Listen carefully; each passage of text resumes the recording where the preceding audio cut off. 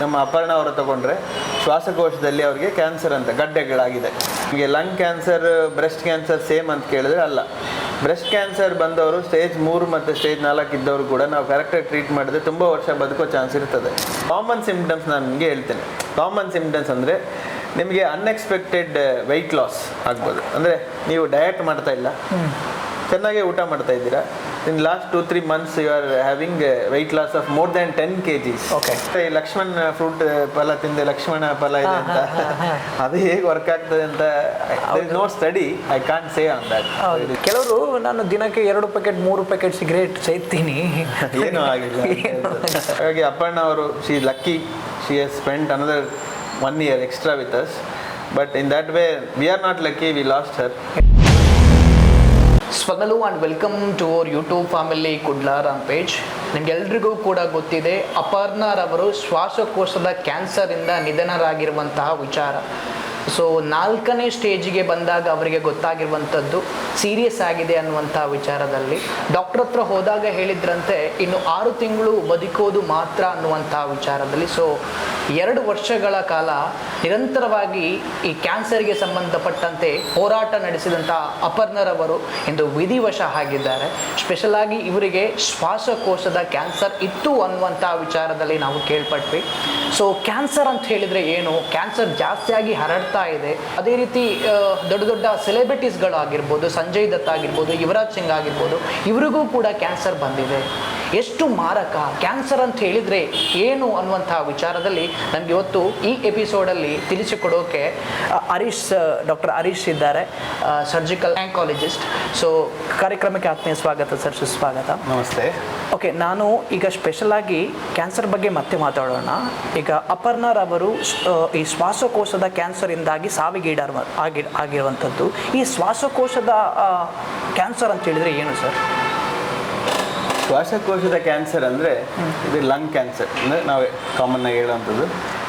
ಈ ಬಾಡಿಲಿ ಯಾವುದೇ ಒಂದು ಆರ್ಗನ್ಗೆ, ಈಗ ನಮ್ಮ ಬಾಯಿ ಆಗಿರ್ಬೋದು, ಕೈ ಆಗಿರ್ಬೋದು, ಕಾಲಾಗಿರ್ಬೋದು, ಬೋನ್ ಆಗಿರ್ಬೋದು, ಎಲ್ಲ ಭಾಗಗಳಿಗೂ ಕ್ಯಾನ್ಸರ್ ಬರುವಂಥ ಚಾನ್ಸರ್ ಇರ್ತದೆ. ಸೊ ಅದರಲ್ಲಿ ಶ್ವಾಸಕೋಶಕ್ಕೆ ಬರುವಂಥ ಕ್ಯಾನ್ಸರ್ಗೆ ನಾವು ಶ್ವಾಸಕೋಶದ ಕ್ಯಾನ್ಸರ್ ಅಂತ ಹೇಳ್ತೇವೆ. ಸೊ ಕ್ಯಾನ್ಸರ್ ಅಂತ ತಿಳ್ಕೊಬೇಕಂದ್ರೆ ಇದು ನಾರ್ಮಲ್ ಆಗಿ ನಮಗಿರೋ ಎಲ್ಲ ಬಾಡಿ ಸೆಲ್ಸ್ ಇದೆಯಲ್ಲ, ಈಗ ನೋಡಿ ನಮ್ಮ ಸ್ಕಿನ್ನಲ್ಲಿ ಸೆಲ್ಸ್ ಇದೆ. ಓಕೆ, ಇದು ನಾರ್ಮಲ್ ಆಗಿ ಒಂದು ಗ್ರೋತ್ ಆಗ್ತಾ ಇರ್ತದೆ. ಅಂದರೆ ನಿಮಗೆ ತಲೆ ಕೂದಲು ಇರ್ಬೋದು, ಸ್ವಲ್ಪ ದಿನ ತಲೆ ಕೂದಲು ಬೆಳೀತದೆ, ಆಮೇಲೆ ಅದು ಉದುರು ಹೋಗ್ತದೆ, ಮತ್ತು ಹೊಸ ಕೂದಲು ಬರ್ತದೆ. ಹಾಗೆ ಸ್ಕಿನ್ನಲ್ಲಿ ಕೂಡ ಹೊಸ ಸೆಲ್ಸ್ ಬರ್ತದೆ, ಹಳೆ ಸೆಲ್ಗಳು ಸತ್ತೋಗ್ತದೆ. ನಮ್ಮ ಬಾಡಿಲಿ ಹಾಗೆ ನಡೀತಾ ಇರ್ತದೆ. That is called cell cycle. ಈ ಸೆಲ್ ಸೈಕಲಲ್ಲಿ ಬದಲಾವಣೆ ಆದಾಗ ಅದು ಕ್ಯಾನ್ಸರ್ ಆಗ್ತದೆ. ಅಂದರೆ ಕೆಲವೊಂದು ಸೆಲ್ಗಳು ಆ ಟೈಮ್ಗೆ ಸತ್ತೋಗ್ಬೇಕು, ಅಂದರೆ ಆ ಟೈಮ್ಗೆ ಅದು ಹೋಗಬೇಕು ಬಾಡಿಯಿಂದ. ಬಟ್ ಆ ಟೈಮ್ಗೆ ಆ ಸೆಲ್ಗಳು ಹೋಗೋದಿಲ್ಲ, ಅಲ್ಲಿ ಅದು ತಾನೇ ಗ್ರೋ ಆಗ್ತಾನೇ ಇರ್ತದೆ. ಹೊಸ ಸೆಲ್ಗಳು ಬರ್ತದೆ, ಹಳೆ ಸೆಲ್ಗಳು ಹೋಗಲ್ಲ. ಸೊ ಆ ಥರ ಗ್ರೋ ಆದಾಗ ಅದು ಗಡ್ಡೆಗಳಾಗ್ತದೆ. ಹಳೆ ಸೆಲ್ ಹೋಗುವಂಥದ್ದು ಗೊತ್ತಾಗೋದಿಲ್ಲ ಮನುಷ್ಯರಿಗೆ, ಹೇಗೆ? ಅದು ಸೆಲ್ ಸೈಕಲ್ ನಮ್ಗೆ ಯಾರಿಗೂ ಗೊತ್ತಾಗಲ್ಲ. ಎಕ್ಸ್ಫೋಲಿಯೇಷನ್, ಈಗ ಹಾವುಗಳಲ್ಲಿ ಪೊರೆಗಳೆಲ್ಲ ಬಿಡಲ್ವಾ? ಓಕೆ, ಅದೆಲ್ಲ it's a type of exfoliation. Basically ನಮ್ಮ ಸೆಲ್ಸ್ ಎಲ್ಲ ತಾನೇ ಹೋಗ್ತಾ ಇರ್ತದೆ. ಈಗ ನಮ್ಮ ಬಾಡಿಲಿ ಕೂಡ ಯಾವಾಗಲೂ ಈಗ ನಮ್ಮ ಸ್ಕಿನ್ನಲ್ಲಿ ಇರುವಂಥ ಸೆಲ್ಸ್ ಹೋಗೋದು, ಅಥವಾ ನಮ್ಮ ಬಾಡಿ ಕೂದಲು ಉದ್ದ ಬೆಳೀತದೆ, ಉದ್ದ ಬೆಳೆದ್ಮೇಲೆ ಕೆಲವೊಂದು ಕೂದಲು ಉದುರು ಹೋಗ್ತದೆ, ಹೊಸ ಕೂದಲುಗಳು ಬರ್ತದೆ, ಹಾಗೆ ಗೊತ್ತಾಗೋದಿಲ್ಲ. ಸೊ ಅದು ನಿಮಗೆ ಅದು ಅರ್ಥ ಆಗಲ್ಲ. ಬೇಸಿಕಲಿ ಕೆಲವೊಂದು ಸರಿ ನಮ್ಮ ಬಾಡಿಲಿ ನಮಗೆ ಗೊತ್ತಾಗದೆ ಅದು ನಡೀತಾ ಇರ್ತದೆ, ಬೆಳವಣಿಗೆ ಆಗ್ತದೆ. ಈಗ ಚಿಕ್ಕವ್ರು ನಾವು ದೊಡ್ಡವರಾಗ್ತೇವೆ, ಅದರಲ್ಲಿ ಸೆಲ್ ಸೈಕಲಿಂದ ಆಗುವಂಥ ಅಂತ ಕೆಲಸ ಅದು. ಅಂದರೆ ಇದಕ್ಕೆ ನಾವು ಈ ಥರನೇ ಡಯಟ್ ಮಾಡಬೇಕು, ಅಥವಾ ಈ ಥರನೇ ಫುಡ್ ಮಾಡಬೇಕು, ಅಥವಾ ವರ್ಕೌಟ್ ಮಾಡಬೇಕು ಅಂತ ಏನಾದರೂ ಇದೆಯಾ ಆ ಸೆಲ್ಸ್ ಹೋಗೋಕೆ? ಕ್ಯಾನ್ಸರ್ ಸೆಲ್ಸ್ ಅಂದರೆ ಏನಾಗ್ತದೆ, ಅನಿಯಮಿತವಾಗಿ, ಅಂದರೆ ವಿತೌಟ್ ಎನಿ ಕಂಟ್ರೋಲ್. ಈಗ everything has to have one control in our body. So unlimited ಆಗಿ, ಅನ್ಕಂಟ್ರೋಲ್ಡ್ ಆಗಿ ಸೆಲ್ಸ್ ಗ್ರೋ ಆಗ್ತಾ ಇರ್ತದೆ. ಅದು ಹೋಗಲ್ಲ ಬಾಡಿಯಿಂದ, ಆಗ ಗಡ್ಡೆಗಳಾಗ್ತದೆ. ನಿಮಗೆ ಒಂದು ಜಾಗದಲ್ಲಿ ಇಷ್ಟೇ ಸೆಲ್ಸ್ ಇರಬೇಕು, ಈಗ ಬೋನಲ್ಲಿ ಇಷ್ಟೇ ಡೆನ್ಸಿಟಿ ಇರಬೇಕು, ಇದೇ ಥರ ಇರಬೇಕಂತ ಇರ್ತದೆ. ಈಗ ನಿಮ್ಗೆ ಅನ್ಲಿಮಿಟೆಡ್ ಅನ್ಕಂಟ್ರೋಲ್ಡ್ ಗ್ರೋತ್ ಆದಾಗ, ತುಂಬ ಸೆಲ್ಸ್ ಬಂದಾಗ ಆ ಬಾಡಿಗೆ ತುಂಬ ಜಾಸ್ತಿ ಅದಕ್ಕೆ ನ್ಯೂಟ್ರಿಷನ್ ಬೇಕು, ಬ್ಲಡ್ ಸಪ್ಲೈ ಬೇಕಾಗ್ತದೆ. ಹಾಗೆ ಇಡೀ ಬಾಡಿಲಿ ನಾವು ಏನು ಊಟ ಮಾಡ್ತೇವೆ ಎಲ್ಲ ಆ ಆರ್ಗನ್ಗೆ ಹೋಗ್ತದೆ. ಆಯಿತಾ? ಅದೀಗ ನಮ್ಮ ಅಪರ್ಣ ಅವರ ತಗೊಂಡ್ರೆ ಶ್ವಾಸಕೋಶದಲ್ಲಿ ಅವರಿಗೆ ಕ್ಯಾನ್ಸರ್ ಅಂತ ಗಡ್ಡೆಗಳಾಗಿದೆ. ಆ ಗಡ್ಡೆಯಿಂದ ಏನಾಗ್ತದೆ, ಇಡೀ ಬಾಡಿಲಿ ಆ ಗಡ್ಡೆ ಮೊದಲು ಅಲ್ಲಿ ಸ್ಟಾರ್ಟ್ ಆಗಿದ್ದು, ಅಂದರೆ ಅಲ್ಲಿ ಸ್ಟಾರ್ಟ್ ಆಗಿರುವಂಥ ಒಂದು ಗಡ್ಡೆ ಬೇರೆ ಜಾಗಗಳಿಗೆ ಸ್ಪ್ರೆಡ್ ಆಗ್ತದೆ ಸ್ವಲ್ಪ ಸಮಯ ಆದಮೇಲೆ. ಹಾಗೆ ನಾವು ಸ್ಟೇಜ್ನ ಇಡೋದು. ಅದು ಅಂತ ಫಸ್ಟ್ ಸ್ಟೇಜ್, ಸೆಕೆಂಡ್ ಸ್ಟೇಜ್, ಹಾಗೆ ಸ್ಟೇಜ್ ಸ್ಪ್ರೆಡ್ ಆಗುವಂಥದ್ದಕ್ಕೆ ಲಾಸ್ಟ್ ಸ್ಟೇಜ್ 4. ಅಂದರೆ ಕ್ಯಾನ್ಸರ್ ಮೊದಲು ಒಂದೇ ಜಾಗದಲ್ಲಿ ಸ್ಟಾರ್ಟ್ ಆಗುತ್ತೆ, ಇಡೀ ಬಾಡಿಗೆ ಸ್ಪ್ರೆಡ್ ಆಗುತ್ತೆ, ಎಲ್ಲ ಕಡೆ ಆಗ್ಬೋದು. ಈಗ ಅದು ಫೋರ್ತ್ ಸ್ಟೇಜ್. ಈಗ ಲಂಗ್ ಕ್ಯಾನ್ಸರ್, ಲಂಗಲ್ಲಿ ಅಂದರೆ ಶ್ವಾಸಕೋಶದಲ್ಲಿ ಸ್ಟಾರ್ಟ್ ಆಗಿದ್ದು ಫಸ್ಟ್. ಅಲ್ಲಿ ಒಂದು ಗಾತ್ರ ಆದಮೇಲೆ ಒಂದು 5 ಸೆಂಟಿಮೀಟರ್ ಅಥವಾ 10 ಸೆಂಟಿಮೀಟರ್ ಆಗ್ಬೋದು. ಕೆಲವೊಂದು ಚಿಕ್ಕ ಗಾತ್ರದಲ್ಲೇ ಸ್ಪ್ರೆಡ್ ಆಗೋ ಚಾನ್ಸ್ ಇರ್ತದೆ. ಅದಾದಮೇಲೆ ಅದು ಆ ಜಾಗದಲ್ಲಿ ಇರಲ್ಲ, ಬ್ಲಡ್ ಮುಖಾಂತರ ಅಥವಾ ಬೇರೆ ಲಿಂಫ್ಯಾಟಿಕ್ಸ್ ಅಂತ ಹೇಳ್ತೇವೆ ಅದರ ಮುಖಾಂತರ ಬೇರೆ ಜಾಗಗಳಿಗೆ ಸ್ಪ್ರೆಡ್ ಆಗ್ತದೆ. ಸೊ ಆಗ ನಾವು ಸ್ಟೇಜ್ಗಳನ್ನ ಡಿವೈಡ್ ಮಾಡ್ತೇವೆ. ಸ್ಟೇಜ್ 1 ಅಂತ ಹೇಳಿದ್ರೆ ಅದೇ ಜಾಗದಲ್ಲೇ ಇರುವಂಥದ್ದು. ಸ್ಟೇಜ್ 2 ಅಂದರೆ ಅದೇ ಜಾಗದಲ್ಲಿ ಸ್ವಲ್ಪ ದೊಡ್ಡದಾಗಿರ್ತದೆ, ಅದ್ರ ಜೊತೆಗೆ ಬೇರೆ ಫೀಚರ್ಸ್ ಎಲ್ಲ ಇರ್ತದೆ, ಕೆಲವೊಂದು ಲಿಂಫ್ ನೋಟ್ಸ್ ಇರ್ಬೋದು, ಹಾಗೆ ಸುತ್ತಮುತ್ತ ಸ್ವಲ್ಪ ಜಾಸ್ತಿ ಇನ್ವಾಲ್ವ್ ಆಗಿರ್ತದೆ, ಅದಕ್ಕೆ ಸ್ಟೇಜ್ 2 ಅಂತ ಹೇಳ್ತೇವೆ. ಸ್ಟೇಜ್ 3 ಅಂದರೆ ಅದಕ್ಕಿಂತ ಜಾಸ್ತಿ ಇರುವಂಥದ್ದು. ಸ್ಟೇಜ್ 4 ಅಂದರೆ ಬೇರೆ ಆರ್ಗನ್ಗೆ ಬೇರೆ ಜಾಗಗಳಿಗೆ ಸ್ಪ್ರೆಡ್ ಆಗುವಂಥದ್ದಕ್ಕೆ ಸ್ಟೇಜ್ 4 ಅಂತೇವೆ. ಅದು ಲಾಸ್ಟ್ ಸ್ಟೇಜ್. ಈಗ ಅಪರ್ಣ ಅವ್ರಿಗೆ ಲಾಸ್ಟ್ ಸ್ಟೇಜ್ಗೆ ಗೊತ್ತಾಯ್ತು ಅಂತ ಹೇಳಿದ್ರಲ್ಲ, ಸ್ಟೇಜ್ 1 ಅಲ್ಲಿ ಇರುವಾಗ ಅದು ಗೊತ್ತಾಗೋದಿಲ್ಲ ಸರ್. ಸ್ಟೇಜ್ 1ನಲ್ಲಿ ಲಂಗ್ ಕ್ಯಾನ್ಸರ್ಲಿ ಗೊತ್ತಾಗೋದು ಕಡಿಮೆ, ತುಂಬ ಕಡಿಮೆ. ಲಂಗ್ ಅಂದ್ರೆ ಏನು? ನಮ್ಮ ಎದೆ ಒಳಗಡೆ, ಚೆಸ್ಟ್ ಒಳಗಡೆ ಇರುವಂಥ ಆರ್ಗನ್. ನಾವು ಉಸಿರಾಟ ಆಡಬೇಕಾದ್ರೆ ಲಂಗ್ ಚಿಕ್ಕದಾಗೋದು ದೊಡ್ಡದಾಗೋದು ಆಗ್ತದೆ. ಈಗ ಕೈಯಲ್ಲಿ, ಬಾಯಲ್ಲಿ, ನಾಲಿಗೆಯಲ್ಲಿ ಎಲ್ಲ ಆದರೆ ನಿಮಗೆ ಕಾಣ್ತದೆ, ಅಲ್ಲಿ ಅಲ್ಸರ್ ಆಗ್ತದೆ, ಗಾಯಗಳಾಗ್ತದೆ, ಆ ಪೇಷಂಟ್ಸ್ ಬೇಗ ಬರ್ತಾರೆ. ಮತ್ತು ಲಂಗಲ್ಲಿ ಚಿಕ್ಕ ಗಂಟೆಗಳಿದ್ದಾಗ ಅದು ನಮಗೆ ಗೊತ್ತಾಗಲ್ಲ. ಪೇಷಂಟ್ ಯಾವಾಗ ನಮಗೆ ಬರೋದು ಲಂಗ್ ಕ್ಯಾನ್ಸರಲ್ಲಿ ಅಂದರೆ ಅವರಿಗೆ ಐದರ್ ಉಸಿರಾಟದ ತೊಂದರೆ ಆಗಬೇಕು, ಇಲ್ಲ ಬಾಯಲ್ಲಿ ರಕ್ತ ಬರೋದು, ಅಂದರೆ ಈಗ ಕಫ ಬೀಳ್ತದಲ್ಲ, ಕೆಮ್ಮಿರ್ಬೋದು, ಕಫ ಬೀಳ್ಬೋದು, ಆ ಟೈಮಲ್ಲಿ ರಕ್ತ ಬರೋದು, ಆ ಥರ ಆದಾಗ ಆ ಟೈಮಲ್ಲಿ ಬರ್ತಾರೆ. ಅದರ್ವೈಸ್ ಅರ್ಲಿ ಸ್ಟೇಜಲ್ಲಿ ಲಂಗ್ ಕ್ಯಾನ್ಸರ್ ಸಿಗೋದು ಸ್ವಲ್ಪ ಕಷ್ಟ. ಇನ್ಸಿಡೆಂಟಲ್ಲಿ ಕೆಲವೊಬ್ಬರಿಗೆ ಸಿಗ್ತದೆ. ಅಂದರೆ ನಾವು ರೆಗ್ಯುಲರ್ ಇಯರ್ಲಿ ಚೆಕಪ್ ಮಾಡ್ತೇವೆ. ನಾವು ವರ್ಷಕ್ಕೊಮ್ಮೆ ಈಗ ಬ್ಯಾಂಕಲ್ಲಿ ಕೆಲಸ ಮಾಡೋರು ಅಥವಾ ಯಾರೋ ನಾವು ಹೆಲ್ತ್ ಇರೋರು 40-50 ಇಯರ್ಸ್ ಓಲ್ಡ್ ಏಜಲ್ಲಿ ಚೆಕ್ ಮಾಡಿದಾಗ ಎಕ್ಸ್ರೇಲಿ ಏನಾದರೂ ನಿಮಗೆ ಕಂಡ್ರೆ ಚಿಕ್ಕ ಗಂಟೆಗಳ ಆ ಥರ, ಆಗ ನಾವು ಆ ಥರ ಪೇಷಂಟ್ಸ್ ಅರ್ಲಿ ಬರೋ ಚಾನ್ಸ್ ಜಾಸ್ತಿ. ಈ ರೆಗ್ಯುಲರ್ ಚೆಕ್ ಮಾಡದೇ ಇರುವಾಗ ಸಿಮ್ಟಮ್ಸ್ ನಮಗೆ ಅಷ್ಟಾಗಿ ಗೊತ್ತಾಗಲ್ಲ ಲಂಗ್ ಕ್ಯಾನ್ಸರಲ್ಲಿ. ಸೊ ಹಾಗಾಗಿ ಅವರು ಸ್ವಲ್ಪ ಲೇಟ್ ಸ್ಟೇಜಲ್ಲೇ ಬರೋದು. ಲೇಟ್ ಸ್ಟೇಜ್ ಅಂದರೆ ಐದರ್ ಸ್ಟೇಜ್ 3 ಆರ್ ಸ್ಟೇಜ್ 4. ಇಂಡಿಯಾದಲ್ಲಿ that is actually lung cancer is one of the commonest cancer in India. ಅದರಲ್ಲಿ ಏನಾಗ್ತದೆ, ಅದು it is related to smoking. ಸ್ಮೋಕಿಂಗಿಂದ ಬರೋ ಚಾನ್ಸ್ ಜಾಸ್ತಿ. ಅದಲ್ಲದೆ ಬೇರೆ ಈ ನಮ್ಮ ವಾತಾವರಣದಲ್ಲಿ ಬದಲಾವಣೆ, ಈಗ ಕ್ಲೈಮೇಟ್ ವೇರಿಯೇಷನ್ಸ್ ಇದೆ, we are having polluted air. ಡೆಲ್ಲಿಲೆಲ್ಲ ಇವು ನೋಡಿದ್ರೆ ನಿಮಗೆ ಏರ್ ಪೊಲ್ಯೂಷನ್ ಎಷ್ಟು ಜಾಸ್ತಿ ಆಗಿದೆ. ಇಲ್ಲಿ ಕೂಡ ನಾವು ಫುಡ್ಡಲ್ಲಿ ಲಂಗ್ ಕ್ಯಾನ್ಸರ್ಗೆ ಫುಡ್ ರಿಲೇಟೆಡ್ ಇರ್ತದೆ, but it is not much. But mostly food related cancers are little different. ಅಂದರೆ ಈ ಸ್ಟೊಮಕ್ ಕ್ಯಾನ್ಸರ್ ಇರ್ಬೋದು, ಇಸೋಫೇಜಿಯಲ್ ಕ್ಯಾನ್ಸರ್ಸ್, ಆ ಥರ ಎಲ್ಲ ಫುಡ್ ರಿಲೇಟೆಡ್ ಕ್ಯಾನ್ಸರ್ಸ್. ಲಂಗ್ ಕ್ಯಾನ್ಸರ್ಗೆ even alcohol, smoking are the commonest causes. Lung cancer is more common. ಅಂದರೆ ಅದು ಇಂಡಿಯಾದಲ್ಲಿ it is one of the highest ಇರುವಂಥ ಕ್ಯಾನ್ಸರ್. ಬೇರೆ ದೇಶಗಳಲ್ಲಿ ಇನ್ನೂ ಜಾಸ್ತಿ ಇದೆ. ಈ ವೆಸ್ಟರ್ನ್ ಪಾಪ್ಯುಲೇಷನಲ್ಲಿ ಇದೆ ಸ್ಮೋಕಿಂಗ್ ಈಸ್ ವೆರಿ ಹೈ. ಅಲ್ಲಿ ನಿಮಗೆ ಲಂಗ್ ಕ್ಯಾನ್ಸರ್ ತುಂಬ ಜಾಸ್ತಿ. ಬಟ್ ಲಂಗ್ ಕ್ಯಾನ್ಸರ್ ಅನ್ನೋದು ಸ್ವಲ್ಪ ಅಗ್ರೆಸಿವ್ ಕ್ಯಾನ್ಸರ್. ಎಲ್ಲ ಕ್ಯಾನ್ಸರ್ ಒಂದೇ ಅಲ್ಲ. ಈಗ ನಿಮಗೆ lung cancer, breast cancer same ಅಂತ ಕೇಳಿದ್ರೆ ಅಲ್ಲ. ಬ್ರೆಸ್ಟ್ ಕ್ಯಾನ್ಸರ್ ಬಂದವರು ಸ್ಟೇಜ್ 3 ಮತ್ತು ಸ್ಟೇಜ್ 4 ಇದ್ದವರು ಕೂಡ ನಾವು ಕರೆಕ್ಟಾಗಿ ಟ್ರೀಟ್ ಮಾಡಿದ್ರೆ ತುಂಬ ವರ್ಷ ಬದುಕೋ ಚಾನ್ಸ್ ಇರ್ತದೆ.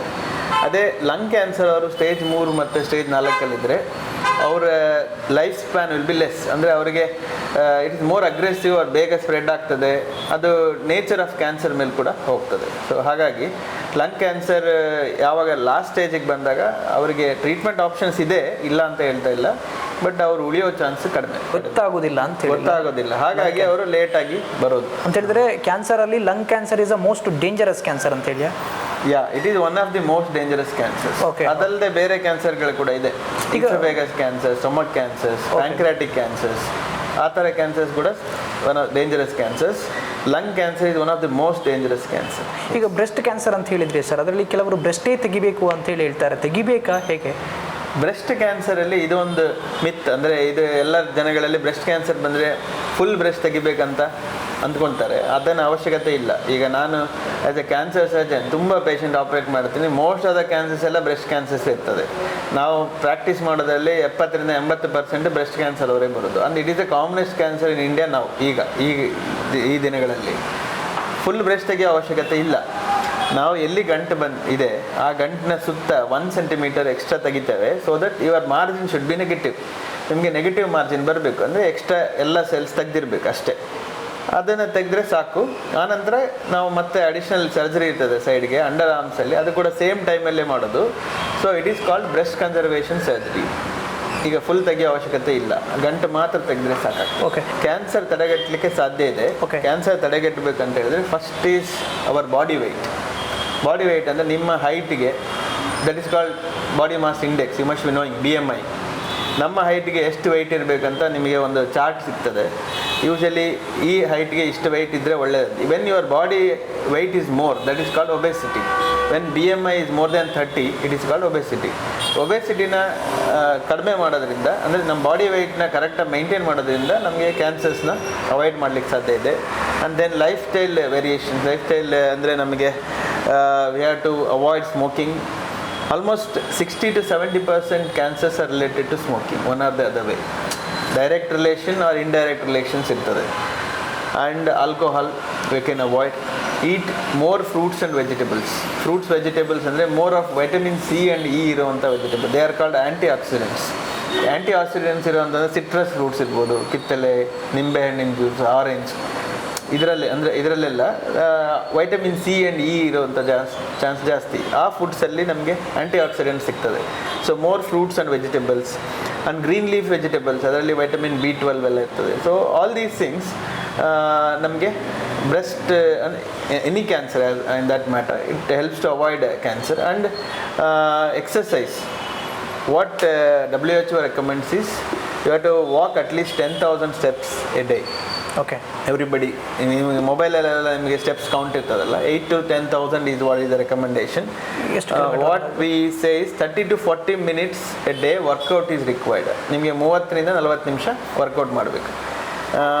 ಅದು ನೀವು, ನಾನು ಜನರಲಿ ಪೇಷಂಟ್ಸ್ಗೆ ಮಾತಾಡಬೇಕಾದ್ರೆ ಅವ್ರು ಹೇಳೋದು, ಸರ್ ನಾನು ಲೇಬರ್ ವರ್ಕರ್, ನಮ್ಮ ಮನೆಯಲ್ಲಿ ತುಂಬ ಕೆಲಸ ಮಾಡ್ತೇನೆ, ಅದ್ರ ಮೇಲೆ ನಾವು ಮತ್ತೆ ಮಾಡಬೇಕಾ ಅಂತ ಹೇಳಿದ್ರೆ ಹಂಗಲ್ಲ. You have to dedicate your time. 30 minutes to 40 minutes walking. Just walking is enough. Any exercise, any mode of exercise is okay.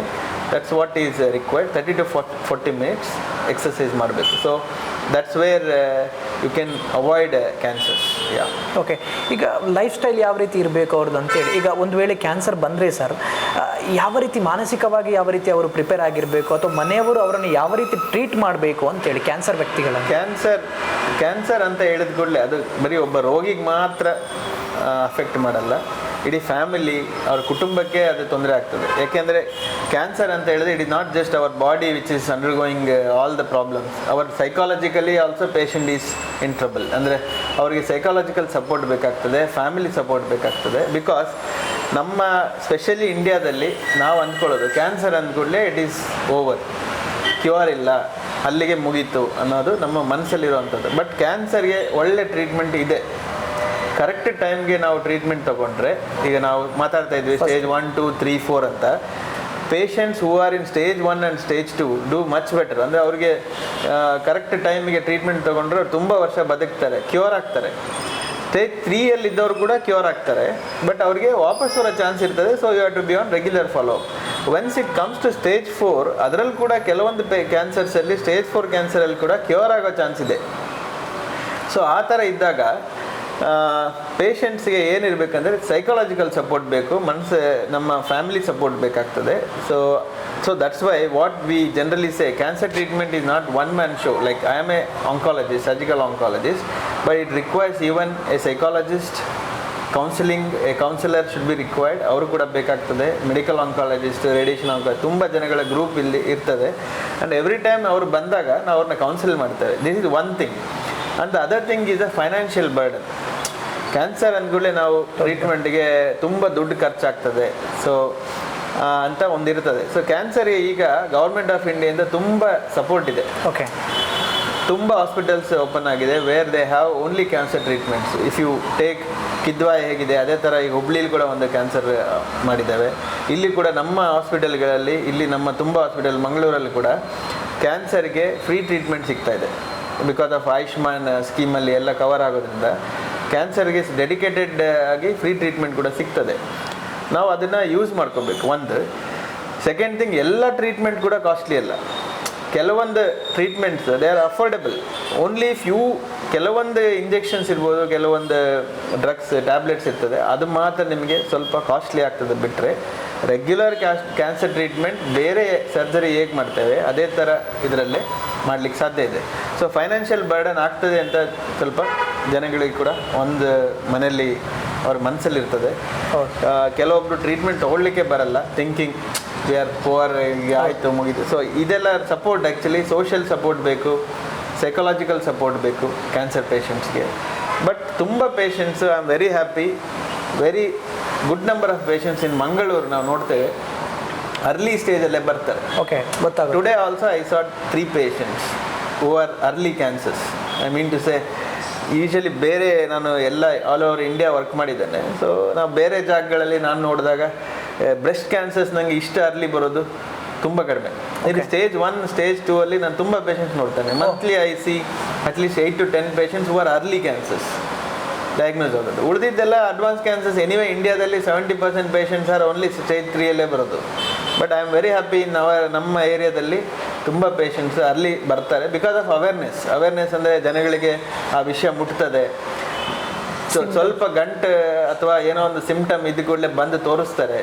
And because of that I feel in our area it is I am getting more number of early breast cancers. Okay, ಅದೇ ಅಂತ ಹೇಳಿದ್ರೆ ಬಡವರಿಗೆ cancer ಬಂದರೆ ಅವರು ಸಾಯಲೇಬೇಕು ಅನ್ನುವಂಥ ರೀತಿಯಲ್ಲಿ ಯೋಚನೆ ಮಾಡ್ತಾ ಇದ್ದಾರೆ. ಅವಶ್ಯಕತೆ ಇಲ್ಲ ಅಂತ.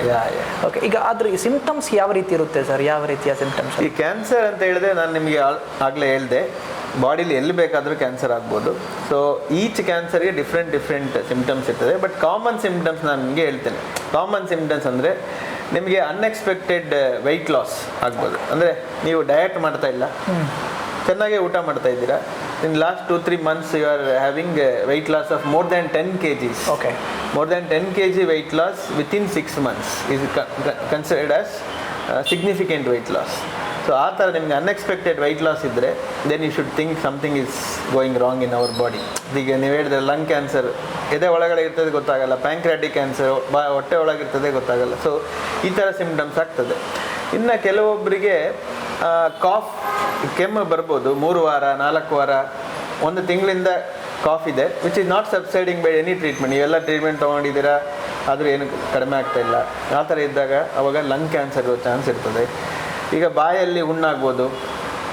ಈಗ ನಾವು ಜನರಲಿ ಏನಾಗ್ತವೆ, ಈಗ ಸ್ಮೋಕರ್ಸ್ ಅಥವಾ ಪಾನ್ ಪರಾಗ ಅಥವಾ ತಿನ್ನೋರಲ್ಲಿ ಹುಣ್ಣಾಗುತ್ತೆ ಅನ್ನೋದು ಅವ್ರಿಗೆ ಅಂತಲೇ ಅಲ್ಲ, ತುಂಬ ಪೇಷಂಟ್ಸ್ ಬರೋರು ಏನು ಇಲ್ಲದೆ ಇರೋವಂಥವ್ರು, ಯಾವ ಹ್ಯಾಬಿಟ್ ಇಲ್ಲದೆ ಇರೋರು ಕೂಡ ಬಾಯಲ್ಲಿ ಗಾಯ ಆಗೋ ಚಾನ್ಸ್ ಇರ್ತದೆ. ಶಾರ್ಪ್ ಟೀತ್ ಇರ್ಬೋದು, ಈಗ ಹಲ್ಲುಗಳು ಕೆಲವೊಬ್ರಿಗೆ ಶಾರ್ಪ್ ಇರ್ತದೆ.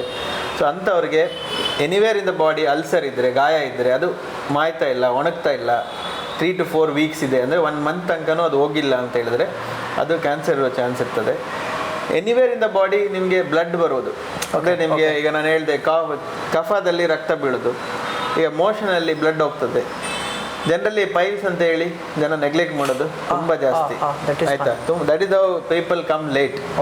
ಅದು ನಿಮಗೆ ವಿತ್ 3 weeks 4 weeks ತನಕ ಆದರೂ ಜನರಲಿ 3 weeks 3 ವಾರದಲ್ಲಿ ನಿಮಗೆ ಕಡಿಮೆ ಆಗಿಲ್ಲ ಅಂತ ಹೇಳಿದ್ರೆ ಸಡನ್ ಆಗಿ ಅದನ್ನು ನೀವು ತೋರಿಸ್ಬೇಕು. ಈಗ ಪೈಲ್ಸೇ ರೀಸನ್ ಇರಲ್ಲ, ಅಲ್ಲಿಗೆ ನಿಮಗೆ ಕೊಲಾನ್ ಕ್ಯಾನ್ಸರ್ ಇರ್ತದೆ, ರೆಕ್ಟಲ್ ಕ್ಯಾನ್ಸರ್ಸ್, ಈಗ ಅಂದರೆ ಸಣ್ಣ ಕರಳು ದೊಡ್ಡ ಕರಳು ಕ್ಯಾನ್ಸರ್ಗಳಿರ್ತದೆ, ಅದರಲ್ಲಿ ಕೂಡ ನಿಮಗೆ ಕ್ಯಾನ್ಸರ್ ಇರೋ ಚಾನ್ಸ್ ಇರ್ತದೆ. ಅದಲ್ಲದೆ ಬಾಯಲ್ಲಿ ರಕ್ತ ಬೀಳೋದು, ಗಾಯ ಆಗಿರೋದು, ಅಲ್ಲಿ ಕೂಡ ನಿಮಗೆ ಈ ಥರ ಇದ್ದರೆ. ಆಮೇಲೆ ನಿಪ್ಪಲ್ ಈ ಗಂಟೆಗಳಾಗೋದು, ಇಡೀ ನಿಪ್ಪಲ್ ಡಿಸ್ಚಾರ್ಜ್, ಕೆಲವೊಬ್ಬರಿಗೆ they present with only blood discharge from the nipple, they may not be having any lump, ಏನು ಗಂಟೆಗಳಿಲ್ಲದೆ ಜಸ್ಟ್ ಬರೋ ಚಾನ್ಸ್ ಇರ್ತದೆ. ಅಂಥ ಪೇಷಂಟ್ಸ್ ಕೂಡ ನೋಡಿದ್ದಾನೆ, ಅದು ಕೂಡ ಕ್ಯಾನ್ಸರ್ ಇರೋ ಚಾನ್ಸ್ ಇರ್ತದೆ. ಸೊ ಹೀಗೆ ಎನಿವೇರ್ ಇನ್ ದ ಬಾಡಿ ನಿಮಗೆ ಬ್ಲಡ್ ಬಂದರೆ ನೀವು ಅದನ್ನು ಸ್ವಲ್ಪ ಜಾಗರೂಕರಾಗಿ ತೋರಿಸ್ಬೇಕಾಗ್ತದೆ. ಆಮೇಲೆ ಗಂಟುಗಳು ನಿಮಗೆ ಬಾಡಿಲಿ, ಈಗ ಬ್ರೆಸ್ಟಲ್ಲಿ ಗಂಟುಗಳಾಗ್ತದೆ, ಸ್ಪೆಷಲಿ ಓಲ್ಡ್ ಏಜ್ ಪೀಪಲ್ ಅಂದರೆ ಎಲ್ಡರ್ಲಿ ಪೀಪಲಲ್ಲಿ, ನಿಮಗೆ 50 years 60 years ಏಜ್ ಆದಮೇಲೆ ಈ ಥರ ಗಂಟುಗಳಾದರೆ, ಎಸ್ಪೆಷಲಿ ಬ್ರೆಸ್ಟಲ್ಲಿ ಇರ್ಬೋದು, ಕೈ ಕಾಲುಗಳಲ್ಲೆಲ್ಲ ಗಂಟುಗಳಾಗ್ತದೆ, ಕೆಲವೊಬ್ಬರಿಗೆ ಕಾಲು ಸ್ವೆಲ್ಲಿಂಗ್ ಆಗೋದು, ಈ ಥರ ಇದ್ದಾಗ ನಾವು ಅದು ಕ್ಯಾನ್ಸರ್ ಇರೋ ಚಾನ್ಸ್ ಇರ್ತದೆ. ಅದು ಸ್ಪೆಷಲಿ ನಾನು ನೋಡೋದೇನೆಂದರೆ ಈ ಕ್ಯಾನ್ಸರ್ ಇರೋದು ಪೈನ್ಲೆಸ್ ಇರೋದು, ಪೈನ್ ಇರಲ್ಲ. ಸೊ ಜನಗಳು ನಮ್ಮ ಹತ್ರ ಬರೋದು ಲೇಟ್, ಹಾಗೆ ಪೇನ್, ಯಾಕೆಂದರೆ ಅಲ್ಲಿ ನೋವಿಲ್ಲ ಸರ್, ಗಂಟಿದೆ, ಅದೇನು ನೋವು ಆಗ್ತಾ ಇರಲಿಲ್ಲ ಹಾಗಾಗಿ ನಾವೇನು ಬರಲ್ಲ. ಅದೇ ಯೂಶಲಿ ನಮಗೆ ಹಿಂಗೆ ತುಂಬ ವರ್ಷದಿಂದನೂ ಇರ್ತಾ ಇತ್ತು.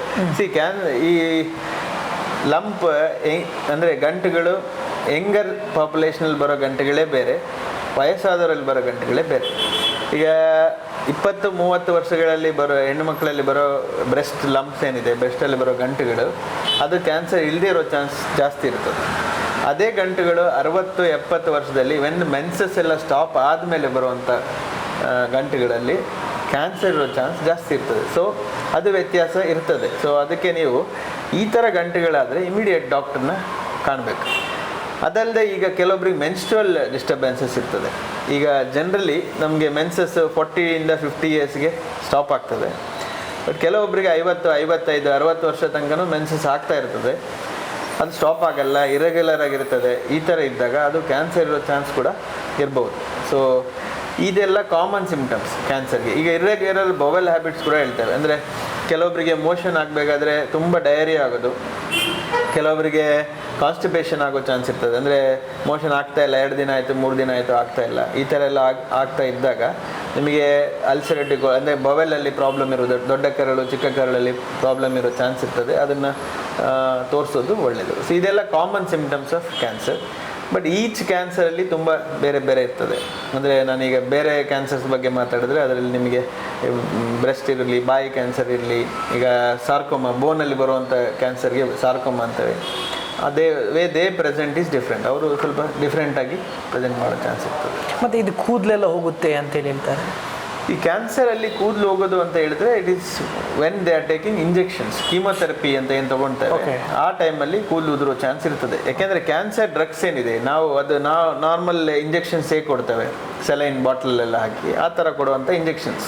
ಅಂದರೆ ಅದಕ್ಕಿಂತ ಡ್ರಗ್ಸ್ ಕೊಡೋಕ್ಕಿಂತ ಮುಂಚೆ ಕೂದಲು ಉದುರಿದ್ರೆ ಅದು ಕ್ಯಾನ್ಸರ್, ಅದು ಕೂಡ ಉದುರೋ ಚಾನ್ಸ್ ಇರ್ತದೆ. But that is in last stage. ಆವಾಗ ನಿಮಗೆ ವೆಯ್ಟ್ ಲಾಸ್ ಆಗಿ ಕೆಕೆಕ್ಸಿಕ ಅಂದರೆ ನಿಮಗೆ ಊಟ ಸೇರ್ತಾ ಇರಲ್ಲ, ಆ ಟೈಮಲ್ಲಿ ನಮಗೆ ಆಗೋ ಡಿಫಿಷಿಯನ್ಸಿಯಿಂದ, ವೈಟಮಿನ್ಸ್ ಡೆಫಿಷಿಯನ್ಸಿಯಿಂದ ಕೂದಲು ಉದುರೋ ಚಾನ್ಸ್ ಇರ್ತದೆ. ಬಟ್ ಕೂದಲು ಉದುರೋರಿಗೆಲ್ಲ ಕ್ಯಾನ್ಸರ್ ಇದೆ ಅಂತ ಅಲ್ಲ. ಕೂದಲಿಗೆ ಮೇಯ್ನಾಗಿ ಕ್ಯಾನ್ಸರ್ ಪೇಷಂಟ್ಸಲ್ಲಿ ಕೂದಲು ಉದುರೋದಂದರೆ ಮೇಯ್ನ್ಲಿ ಕೀಮೊಥೆರಪಿ ರಿಲೇಟೆಡ್ ಇದರಿಂದ ಆಗೋದು. ಅದು ಯಾಕೆ ಆಗ್ತದೆ ಅಂದರೆ ನಾವು ಇಂಜೆಕ್ಷನ್ಸ್ ಕೊಟ್ಟಾಗ ಕ್ಯಾನ್ಸರ್ ಸೆಲ್ಸ್ ಅಷ್ಟೇ ಅಲ್ಲದೆ ಬೇರೆ ಸೆಲ್ಸ್ ಮೇಲೆ ಆ್ಯಕ್ಟ್ ಆಗ್ತದೆ ಇಂಜೆಕ್ಷನ್ಸ್, ಆ ಕ್ಯಾನ್ಸರ್ ಡ್ರಗ್. ಸೊ ಆಗೇನಾಗ್ತದೆ, ಅದಕ್ಕೆ ಒಂದು ಸೈಡ್ ಎಫೆಕ್ಟ್ಸ್ ಇದ್ದೇ ಇರ್ತದೆ, ಸ್ವಲ್ಪ ಏನಾದರೂ ಇದ್ದೇ ಇರ್ತದೆ. ಸೊ ಆ ಥರ ಸೈಡ್ ಎಫೆಕ್ಟ್ಸಲ್ಲಿ ಕೂದಲು ಹೋಗೋದು ಕೂಡ ಒಂದು side effect of injections. Mainly it is chemotherapy drug. Okay. So ಅದು ಮತ್ತೆ ಕಂಪ್ಲೀಟ್ ಬರ್ತದೆ. It is not permanent. Generally 6 months to 1 year once treatment ಮುಗಿದ ಮೇಲೆ ವಾಪಸ್ ಕೂದಲು ಬರ್ತದೆ. ಸೊ ಈ ಎಂಗೇಜಲ್ಲೂ ಕೂಡ ಬರುತ್ತೆ ಸರ್, ಅದು ಹೇಗೆ ಅಂತೇಳಿ? ಕ್ಯಾನ್ಸರ್ ಈಗ ನಾನು ಒಬ್ಬರು ಪೇಷಂಟ್ ರೀಸೆಂಟಾಗಿ ಆಪ್ರೇಟ್ ಮಾಡಿದೆ. 12 ವರ್ಷ ಹುಡುಗಿಗೆ ನನಗೆ ಆಪ್ರೇಟ್ ಮಾಡಿದೆ in last 2 weeks back. Okay. ಅವರಿಗೆ ಕ್ಯಾನ್ಸರ್ ಇತ್ತು, ಪ್ರಾಪರ್ ಕ್ಯಾನ್ಸರ್. ಓಕೆ. ಸೊ ಎಂಗೇಜಲ್ಲಿ ಕೂಡ ಇನ್ನು ಲಾಸ್ಟ್ ಮಂತ್ ಒಂದು 23-year-old girl I operated. That is breast cancer. So ಇದು ಮೊನ್ನೆ ಮಾಡಿರೋದು ಓವೇರಿಯನ್ ಕ್ಯಾನ್ಸರ್, ಹೊಟ್ಟೆ ಒಳಗಡೆ ಓವರಿಲಿ ಇರೋವಂಥ ಕ್ಯಾನ್ಸರ್. ಸೊ ಈ ಥರ ಕ್ಯಾನ್ಸರ್ಸು ಜನರಲಿ ಏನಾಗ್ತದೆ, ಜೆನೆಟಿಕ್ ರಿಲೇಟೆಡ್ ಇರೋ ಚಾನ್ಸ್ ಇರ್ತದೆ. ಅಂದರೆ ನಾವು ಫ್ಯಾಮಿಲಿಲಿ ಕ್ಯಾನ್ಸರ್ ಹಿಸ್ಟ್ರಿ ಇದ್ದರೆ ಅದು ನಮಗೆ ಬರೋ ಎಂಗೇಜಲ್ಲಿ ಬರೋ ಚಾನ್ಸ್ ಜಾಸ್ತಿ. ಇಲ್ಲ ಕೆಲವೊಂದು ಸರಿ ಫ್ಯಾಮಿಲಿ ಹಿಸ್ಟ್ರಿ ಇಲ್ಲ ಅಂದ್ರೂ ಅವರಲ್ಲೇ ಬಾಡಿಲೇ ನಮ್ಮ ಜೀನ್ಸ್ ಮ್ಯುಟೇಷನ್ಸ್ ಎಲ್ಲ ಆಗಿದ್ದರೆ ಅದು ಬರೋ ಚಾನ್ಸ್ ಜಾಸ್ತಿ. ಸೊ ಈ ಥರ young age cancers are generally related to genetic diseases. So and ಈ ಪೇಷಂಟ್ಸಲ್ಲಿ ಒಂದು ಕ್ಯಾನ್ಸರ್ ಅಲ್ಲ, ಮಲ್ಟಿಪಲ್ ಕ್ಯಾನ್ಸರ್ ಬರೋ ಚಾನ್ಸ್ ಕೂಡ ಇರ್ತದೆ. ಅಂದರೆ ಈಗ ಒಬ್ಬರಿಗೆ ಬ್ರೆಸ್ಟ್ ಕ್ಯಾನ್ಸರ್ ಬಂದರೆ ಇನ್ನೊಂದು ಸರಿ ಹೊಟ್ಟೆ ಸ್ಟೊಮಕ್ ಕ್ಯಾನ್ಸರ್ ಬರ್ಬೋದು, ಕೊಲಾನ್ ಕ್ಯಾನ್ಸರ್ ಬರ್ಬೋದು, ಹೀಗೆ 2-3 ಕ್ಯಾನ್ಸರ್ ಬರೋ ಚಾನ್ಸ್ ಕೂಡ ಇರ್ತದೆ. ಸೊ ಅದನ್ನು ನಾವು ನೋಡ್ತಾ ಇರಬೇಕು. ಸೊ ಅದನ್ನು ನಾವು ನೋಡ್ತೇವೆ ಪೇಷಂಟ್ ಕಮ್. ಅಲ್ಲ, ತುಂಬ ಪೇಷಂಟ್ಸ್ ನನಗೆ ನಾಟಿ ವೈದ್ಯರ ಹತ್ರ ಹೋಗಿ ಎಲ್ಲ ಬರ್ತಾರೆ. ಇದಕ್ಕೆ ನಾಟಿ ವೈದ್ಯರ ಟ್ರೀಟ್ಮೆಂಟ್ ಅದು ಹೇಗೆ ವರ್ಕ್ ಆಗ್ತದೆ ಅಂತ ಹೇಳೋದು ಕಷ್ಟ. ಬಟ್ ನಾನು ನಿಮಗೆ ಹೇಳಿದ ಪ್ರಕಾರ ಕ್ಯಾನ್ಸರ್ ಟ್ರೀಟ್ಮೆಂಟ್ ಆದಮೇಲೆ ಕೆಲವೊಂದು ಡ್ರಗ್ಸಲ್ಲಿ, ಈವನ್ ಕ್ಯಾನ್ಸರ್ ಡ್ರಗ್ಸ್ ನಾವೇನು ಸೈಕ್ಲೋಪಾಸ್ಮೈಡ್ ಅಂತ ಹೇಳ್ತೇವೆ, ಆ ಥರ ಪ್ಲಾಟಿನಮ್ಸ್ ಅಂತ ಹೇಳಿ ಕೆಲವೊಂದು ಇಂಜೆಕ್ಷನ್ಸ್ ಬರ್ತದೆ, ಅದೆಲ್ಲ ಸಸ್ಯಗಳಿಂದನೇ ತೆಗೆಯೋದು. ಓಕೆ. ಈಗ ನಾಟಿ ಅಂದ್ಗಳು ಅವರು ಕೆಲವೊಂದು ಡ್ರಗ್ಸ್ ಕೊಡ್ಬೋದು, ಅದು ನನಗೆ ಅನುಭವ ಇಲ್ಲ. ಬಟ್ ಅದರಲ್ಲಿ ಕೂಡ ಕೆಲವೊಂದು ಆ್ಯಂಟಿ ಕ್ಯಾನ್ಸರ್ ಡ್ರಗ್ಸ್ ಮೆಡಿಕೇಶನ್ಸ್ ಇರ್ಬೋದು. ಬಟ್ ಆಲ್ವೇಸ್ ನೀವು ಯಾವುದೇ ಒಂದು ಡ್ರಗ್ ತೊಗೊಂಡು ನಿಮಗೆ ಗೊತ್ತಿರಬೇಕಲ್ಲ ಎಷ್ಟು ನೀವು ತೊಗೊತಾ ಇದ್ದೀರಾ, ಡೋಸೇಜ್ ಗೊತ್ತಿರಬೇಕು. ಅದೆಲ್ಲ ನಾವು we can't measure there. But ಈ ಥರ ಕೇಳಿದರೆ ಕ್ಯಾನ್ಸರ್ನ ಅವಾಯ್ಡ್ ಮಾಡಲಿಕ್ಕೆ ನಿಮ್ಗೆ ಆಗಲೇ ಹೇಳಿದೆ ನಾವು ವಿಟಮಿನ್ ಸಿ ಇರುವಂಥ ಸಸ್ಯಗಳನ್ನು ಊಟದಲ್ಲಿ ನಾವು ಪದ್ಧತಿಗಳನ್ನ ಅಳವಡಿಕೆ ಮಾಡ್ಕೋಬೇಕಾಗ್ತದೆ. ಸೊಪ್ಪು ತರಕಾರಿ ತಿನ್ನಬೇಕಾಗ್ತದೆ, ಹಣ್ಣುಗಳು ತಿನ್ನಬೇಕಾಗ್ತದೆ. ಅದು ಎಲ್ಲ ಯಾವ ಡಾಕ್ಟ್ರ್ ಹತ್ರ ಹೋದ್ರೂ that is a good thing after taking treatment. So main treatment ಕ್ಯಾನ್ಸರಲ್ಲಿ ದೆರ್ ಆರ್ ಮೆನಿ ಟ್ರೀಟ್ಮೆಂಟ್ಸ್. ಅದರಲ್ಲಿ surgery, chemotherapy, radiation therapy, targeted therapy and immunotherapy, ಈ ಥರ 5 ಟ್ರೀಟ್ಮೆಂಟ್ಸ್ ಇದೆ. ನಾನು ಹೇಳಿದ ಪ್ರಕಾರ ನಿಮಗೆ ಸಾಲಿಡ್ ಟ್ಯೂಮರ್ಸ್ ಬಂದರೆ ಅವರಿಗೆ ಸರ್ಜರಿ ಇದೆ ಮೈನ್ ಟ್ರೀಟ್ಮೆಂಟ್, ಅಂದರೆ ಆಪರೇಷನ್ ಮಾಡಿ ಆ ಜಾಗನ ತೆಗೆಯೋದು. ಇನ್ನು ಉಳಿದ ಟ್ರೀಟ್ಮೆಂಟ್ ಏನಿದೆ ಅದನ್ನು ನಾವು ಬೇರೆ ಕ್ಯಾನ್ಸರ್ ವಾಪಸ್ ಬರದೇ ಇರೋ ಥರ ನಾವು ಅವಾಯ್ಡ್ ಮಾಡಲಿಕ್ಕೆ ಕೊಡುವಂಥ ಟ್ರೀಟ್ಮೆಂಟ್. ಅದು ಬೇರೆ ಎಲ್ಲ ಅಡಿಷ್ನಲ್ ಟ್ರೀಟ್ಮೆಂಟ್ಸು ನಾವೀಗ ತುಂಬ ಪೇಷಂಟ್ಸ್ ಬರ್ತಾರೆ. ಈಗ ನಾವು ಕೆಲವೊಂದು ಟೆಸ್ಟ್ಗಳು ಮಾಡಿದ್ದಾರೆ. ಈಗ ಅರಿಶಿನ ಎಲ್ಲ ತಿಂತೀವಲ್ಲ, ಅದರಲ್ಲಿ ಕೂಡ ಆ್ಯಂಟಿ ಕ್ಯಾನ್ಸರ್ ಸ್ವಲ್ಪ ಎಫೆಕ್ಟ್ ಇದೆ ಅಂತಲೂ ಟೆಸ್ಟ್ ಮಾಡಿದ್ದಾರೆ. ಆಮೇಲೆ ನಿಮ್ಗೆ ಹೇಳಿದೆ ನಾನು ವಿಟಮಿನ್, ಈಗ ನಿಂಬೆಹಣ್ಣು ಅಥವಾ ಸಿಟ್ರಸ್ ಫ್ರೂಟ್ಸ್ ತಿಂದರೆ ವಿಟಮಿನ್ ಸಿ ಆ್ಯಂಡ್ ಇ ಇರ್ತದೆ, ಅದನ್ನು ತೊಗೊಂಡ್ರೆ ವಿಟಮಿನ್ ಎ ಇರುವಂಥ ಫುಡ್ಸ್ ತಿಂದರೆ, ಅಂದರೆ ಕ್ಯಾರೆಟ್ ಎಲ್ಲ ಆ ಥರ ಅದರಲ್ಲಿ ವಿಟಮಿನ್ ಎ ಇದೆ, ಅದರಲ್ಲಿ ಕೂಡ ಕ್ಯಾನ್ಸರ್ನ ಅವಾಯ್ಡ್ ಮಾಡಲಿಕ್ಕೆ ಚಾನ್ಸಸ್ ಅಂತ ಟೆಸ್ಟ್ ಮಾಡಿದ್ದಾರೆ. ಸೊ ಹಾಗೆ ಬೇರೆ ಬೇರೆ ಪದ್ಧತಿಯಲ್ಲಿ ಕೆಲವೊಂದು ಮೆಡಿಕೇಶನ್ಸಲ್ಲಿ ಅದು ಕೂಡ ವರ್ಕ್ ಆಗ್ಬೋದು. ಓಕೆ. ಬಟ್ ತುಂಬ ಪೇಷಂಟ್ಸ್ ನನಗೆ ಬರ್ತಾರೆ, ಈ ಲಕ್ಷ್ಮಣ್ ಫ್ರೂಟ್ ಫಲ ತಿಂದೆ ಲಕ್ಷ್ಮಣ ಫಲ ಇದೆ ಅಂತ. ಅದು ಹೇಗೆ ವರ್ಕ್ ಆಗ್ತದೆ ಅಂತ no study, I can't say on that. ತುಂಬ ಜನ ಹೇಳ್ತಾರೆ, ತುಂಬ ಪೇಷಂಟ್ಸ್ ಬರ್ತಾರೆ ಸರ್ ತಿನ್ನಲ್ಲ ಅಂತ. I will not say no. ಕ್ಯಾನ್ಸರ್ಗೆ ಮದ್ದು ಅಲ್ಲ, ನೀವು ಟ್ರೀಟ್ಮೆಂಟ್ ತಗೊಂಡ ಮೇಲೆ ಅದು ಅಡಿಷನಲ್ ಟ್ರೀಟ್ಮೆಂಟ್ ತಗೊಂಡ್ರೆ ಏನು ತೊಂದರೆ ಇಲ್ಲ. ಹಳ್ಳಿ ಕಡೆಗೆ ಹೋದಾಗ Lakshmana fruit is main for cancer ಅಂತ ತಿಂದ್ರೆ ಬರೋದೇ ಇಲ್ಲ ಅಂತ ಹೇಳ್ತಾರೆ. ಬಟ್ ಅದ್ರ ಬಗ್ಗೆ ಯಾವ ಸ್ಟಡಿನೂ ಆಗಿಲ್ಲ. ಓಕೆ, ತಿನ್ಬೋದು ನೀವು ಲಕ್ಷ್ಮಣ ಫ್ರೂಟ್, ಸೀತಾಫಲ ಎಲ್ಲ ತಿನ್ಬೋದು, ಏನು ತೊಂದರೆ ಇಲ್ಲ. ಓಕೆ. ಇದು ನನ್ನ ಕ್ಯೂರಿಯಾಸಿಟಿ ಕೇಳುವಂಥದ್ದು, ಕೆಲವರು ನಾನು ದಿನಕ್ಕೆ 2 ಪ್ಯಾಕೆಟ್ 3 ಪ್ಯಾಕೆಟ್ ಸಿಗರೇಟ್ ಸೇರ್ತೀನಿ, ಏನೂ ಆಗಿಲ್ಲ ಈ ಥರ ತುಂಬ ಪೇಷಂಟ್ಸ್ ಬರ್ತಾರೆ. ಓಕೆ, ಸಿಗರೇಟ್ ಕ್ಯಾನ್ಸರ್ ನಾನು ಹೇಳಿದೆ ನಿಮಗೆ, most of the cancers are related to cigarette. But 1-to-1 association ಅಂತ ಪ್ರೂವ್ ಆಗಿಲ್ಲ. ಅಂದರೆ ಸಿಗರೇಟೇ ಸೇದಿದ ಕೂಡಲೇ ಇದು ಕ್ಯಾನ್ಸರ್ 100% ಬರ್ತದೆ ಅಂತ ಹೇಳಲಿಕ್ಕೆ ಸಾಧ್ಯ ಇಲ್ಲ. ನಾವು 100 ಜನ ಸಿಗರೇಟ್ ಸ್ಮೋಕರ್ಸ್ ತೊಗೊಂಡ್ರೆ ಅದರಲ್ಲಿ ಕೆಲವೊಬ್ಬರಿಗೆ ಮಾತ್ರ 50-70% ಅವರಿಗೆ ನಮಗೆ ಕ್ಯಾನ್ಸರ್ಸ್ ನೋಡ್ಲಿಕ್ಕೆ ಚಾನ್ಸ್ ಇರ್ತದೆ. ಈಗ ಈವನ್ 100 ಕ್ಯಾನ್ಸರ್ ಪೇಷಂಟ್ಸ್ ತೊಗೊಂಡ್ರೆ ಅದರಲ್ಲಿ 70 ಪೇಷಂಟ್ಸ್ ಮಾತ್ರ ಸ್ಮೋಕರ್ಸ್ ಇರ್ತಾರೆ, ಇನ್ನು 30 ಜನ ಇರಲ್ಲ. ಬಟ್ ಏನಾಗ್ತದೆ, ಸಿಗರೇಟ್ ಸ್ಮೋಕಿಂಗಲ್ಲಿ ತುಂಬ ಕ್ಯಾನ್ಸರ್ ಕಾರಣ ಆಗಿರುವಂಥ ಕೆಲವೊಂದು ಅದರಲ್ಲಿ ಅಂಶಗಳಿರ್ತದೆ. ಈಗ ಬೆನ್ಝೀನ್ ಅಂತ ಬರ್ತದೆ ಕೆಲವೊಂದು, ಅದನ್ನೆಲ್ಲ ಸ್ಟಡಿ ಮಾಡಿದ್ದಾರೆ. ಓಕೆ, ಅದರಲ್ಲಿ ಕ್ಯಾನ್ಸರ್ ಬರೋ ಚಾನ್ಸ್ ಇದೆ ಅಂತ ಪ್ರೂವ್ ಆಗಿದೆ. ಕ್ಯಾನ್ಸರ್ ಸಿಗರೇಟ್ ಸೇದವರಲ್ಲಿ ಬಂದಿಲ್ಲ ಅಂದರೆ they are lucky. But most of the patients, ನಮಗೆ ಬರೋ ಕ್ಯಾನ್ಸರ್ ಪೇಷಂಟ್ಸ್ಗೆ ಸಿಗರೇಟ್ ಲಿಂಕ್ ಇದ್ದೇ ಇರ್ತದೆ. ಈವನ್ ಸಿಗರೇಟಿಂದ ಬ್ಲ್ಯಾಡರ್ ಕ್ಯಾನ್ಸರ್ ಬರ್ತದೆ. When you study bladder cancer, bladder ಇರೋದು ಹೊಟ್ಟೆ ಒಳಗಡೆ ಎಲ್ಲೋ ಕೆಳಗಡೆ. ನಾವು ಸಿಗರೇಟ್ ಸೇದೋದಲ್ಲಿ ಜನ ಮೇಲೆ ಬಾಯಲ್ಲಿ ಸೇರ್ತಾರೆ. ಜನರಲಿ ಇದ್ರ ಲಿಂಕ್ ಆಗೋದು, ಸಿಗರೇಟ್ ಸ್ಮೋಕ್ ಹೋಗೋದು ಅನ್ನನಾಳಕ್ಕೆ, ಬಾಯ ಒಳಗಡೆ, ಲಂಗ್ಸ್ಗೆ ಹೋಗ್ತದೆ. ಬಟ್ ಪ್ಯಾಂಕ್ರಿಯಾಟಿಕ್ ಕ್ಯಾನ್ಸರ್ಸ್ ಮತ್ತು ಬ್ಲ್ಯಾಡರ್ ಕ್ಯಾನ್ಸರ್ಸ್ ಅದು ಕೂಡ ಸಿಗರೇಟ್ ಸ್ಮೋಕರ್ಸಲ್ಲಿ ಜಾಸ್ತಿ ಕಾಣೋದು. ಯಾಕೆ ಅಂದರೆ ಸಿಗರೇಟ್ ಸ್ಮೋಕ್ ಮಾಡಿದ್ಮೇಲೆ ಅದರಲ್ಲಿರೋ ಕೆಮಿಕಲ್ಸ್ ಏನಿದೆ ಅದು ಬ್ಲಡ್ಡಲ್ಲಿ ಎಂಟ್ರಾಗಿ ಬೇರೆ ಬೇರೆ ಆರ್ಗನ್ಸ್ಗೆ ಅಫೆಕ್ಟ್ ಮಾಡ್ತದೆ. So most of the patients, most of the cancers are related to smoking. There is no doubt in that. Okay. So ಈಗ ಡಾಕ್ಟ್ರು ಅಪರ್ಣನಿಗೆ ಹೋಗುವಾಗ ಅಂತ ಹೇಳಿದ್ರೆ 6 ತಿಂಗಳ ಒಳಗಡೆ ಬದುಕೋದು ಡೌಟ್ ಅಂತೇಳಿ ಹೇಳಿದ್ರಂತೆ. 4th ಸ್ಟೇಜಲ್ಲಿತ್ತು, 6 ತಿಂಗಳ ಬದುಕೋದು ಡೌಟ್ ಅಂತೇಳಿ. 2 ವರ್ಷ ತನಕ ಬದುಕಿದ್ರು ಅಂತ ಹೇಳಿದ್ರೆ ಅಲ್ಲಿ ಅವರು ಮನೆಯಲ್ಲಿ ಅಂತ ಹೇಳಿದ್ರೆ ಆ ತೋರಿಸಿದಂಥ ಪ್ರೀತಿ ಆಗಿರ್ಬೋದು ಅದೆಲ್ಲ ಕಾರಣ ಆಯ್ತಾ ಅನ್ನುವಂಥ ವಿಚಾರದಲ್ಲಿ. ಹೌದು, ಲಂಗ್ ಕ್ಯಾನ್ಸರ್ಲಿ ನಾನು ನಿಮಗೆ ಮೊದಲೇ ಹೇಳಿದೆ, ನಿಮಗೆ ಇದು one of the dangerous cancer in the body ಅಂತ ಕೇಳಿದ್ರಲ್ಲ. So that is how it works. Lung cancer ಬಂದವರಿಗೆ ನಾವು 6 ತಿಂಗಳಿಂದ ವರ್ಷ ಅಷ್ಟೇ ಅವರಿಗೆ ಸ್ಟೇಜ್ 4ಅಲ್ಲಿ ಇದ್ದವರಿಗೆ ನಾವು ಜನರಲಿ ಟೈಮ್ ಹೇಳೋದು. ಬಟ್ ಇಂಡಿವಿಜುವಲ್ ಪರ್ಸನ್ ಮೇಲೆ ಕೂಡ ಹೋಗ್ತದೆ.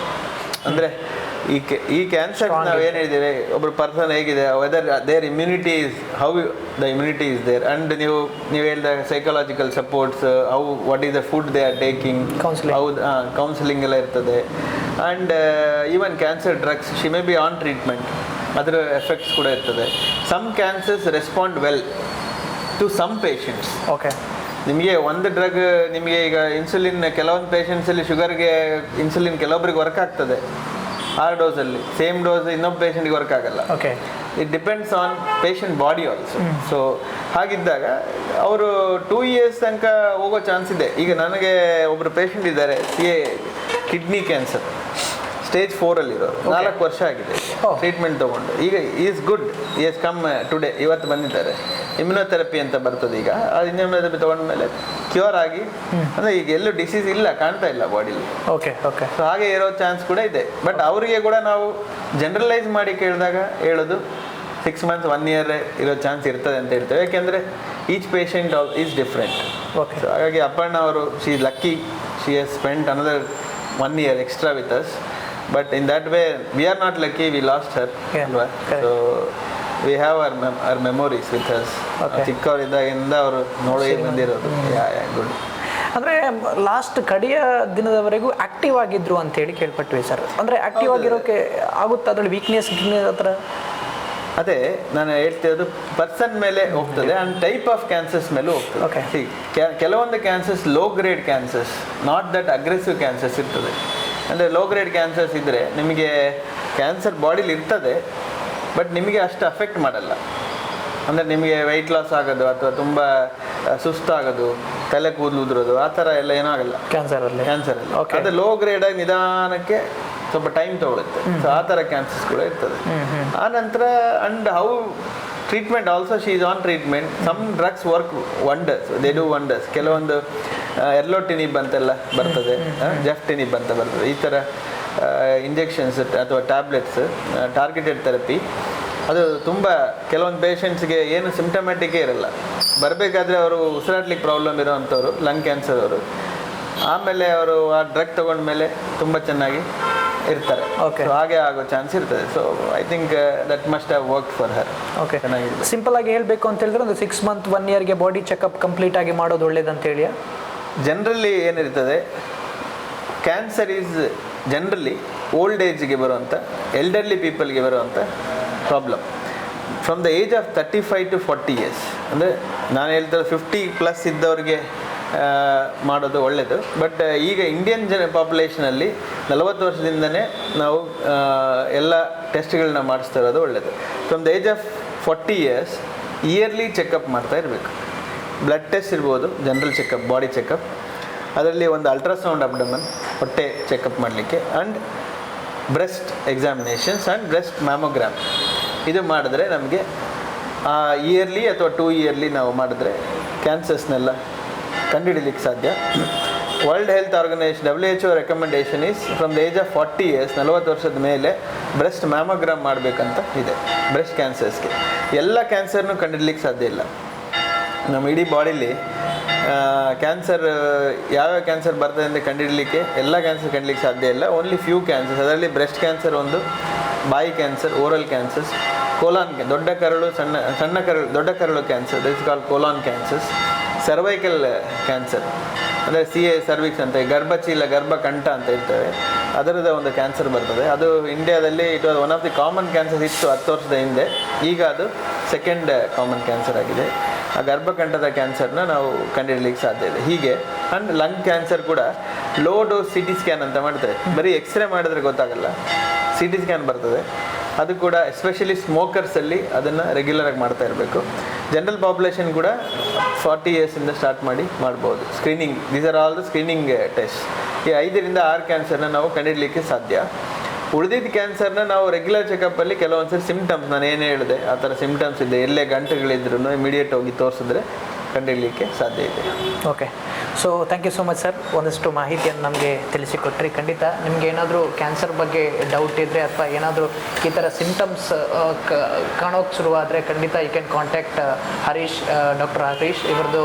ಸರ್ ಅಡ್ರೆಸ್ ಏನಪ್ಪಯ್ಯ? ನಾನು ಇಲ್ಲಿ ನಾನು KMC ಹಾಸ್ಪಿಟಲಲ್ಲಿ ಕೆಲಸ ಮಾಡ್ತೇನೆ, KMC Jyothi circle. And my clinic is just beside in Kodialbail. ಏನಪ್ಪಯ್ಯ ಕೊಡಿಯಾಲ್ ಬೈಲ್ ಹಾಸ್ಪಿಟಲ್ ಪಕ್ಕ ಇದೆ ಅಶ್ವಿನಿ ಪಾಲಿಕ್ಲಿನಿಕ್.